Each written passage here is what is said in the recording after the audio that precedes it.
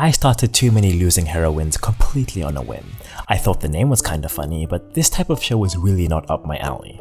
I don't exactly like rom-coms, and I've never enjoyed slice of life that much either. I'm getting a bit tired of the awkward main characters from all the trashy isekai that I've watched, and the show just feels a bit too overdramatic for my taste. I'm just not the target audience.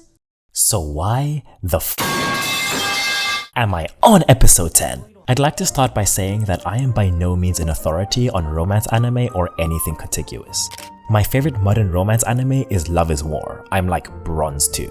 But even with the little experience that I do have, Too Many Losing Heroines really did not strike me as anything special. The characters are relatively generic and hyperbolized. The girls in the literature club are into BL, the eccentric friendly sporty girl, and short blue hair.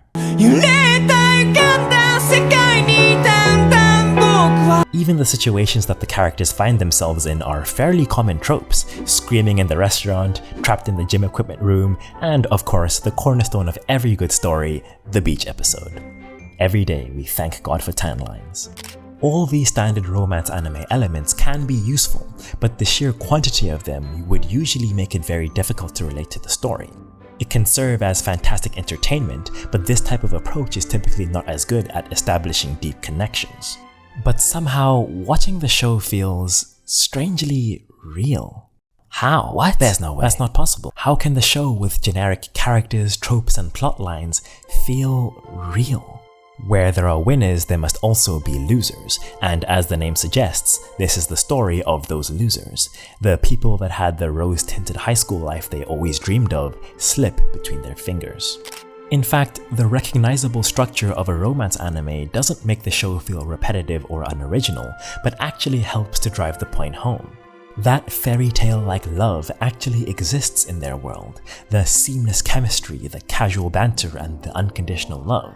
But that is something reserved for the winners, while the losers have to watch from the sidelines. When a person that you care about finds themselves in a happy relationship, you're supposed to be happy for them, and to a certain extent you probably are, but the feelings aren't that simple.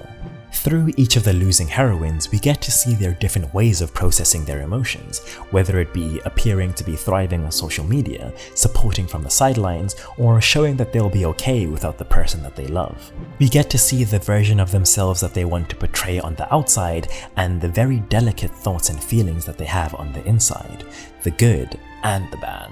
After having such intense feelings for so long, those feelings don't just vanish.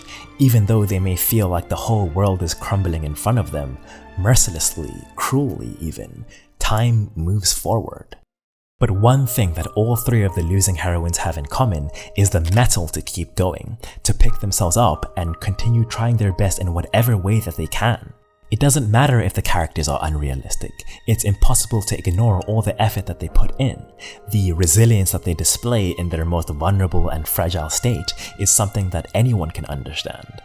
And even at the end of all the pain and suffering that they have to endure, there's no happy ending waiting for them. They understand that better than anyone else, but that's what makes it all the more impressive that they continue moving forward.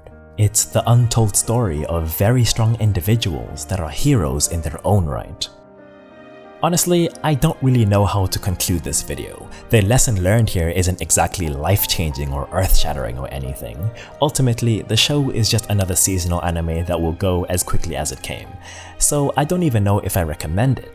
But I'd be lying if I said that I wasn't captivated, entranced by the very real emotion.